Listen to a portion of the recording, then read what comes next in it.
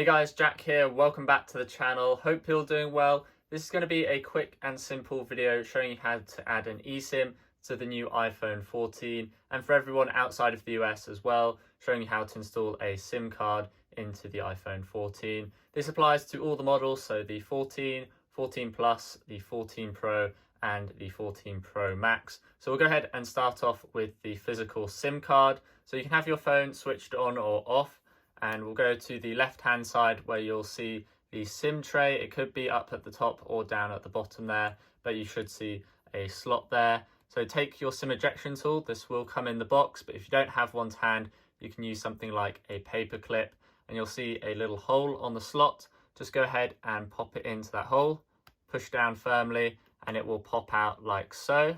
And then you can use your fingers just to pull the tray out like so, and just keep the tray facing this way, and then take your SIM card with the contacts pointing up. Go ahead and slot it into the tray. It will only go in one way, and make sure it is flush with the tray. Go ahead and take your phone with the contacts on the SIM card facing towards the screen. Go ahead and slot it back into the phone and make sure it is flush so that it keeps its water and dust resistance. And if we go ahead and wake up the phone, you can see we've already got signal, so that is the SIM card installed. If you want to now see how to add an eSIM, all you need to do is log into your phone, head into settings, and then scroll down to mobile data, tap in there, and you'll see add eSIM. Go ahead and tap on there.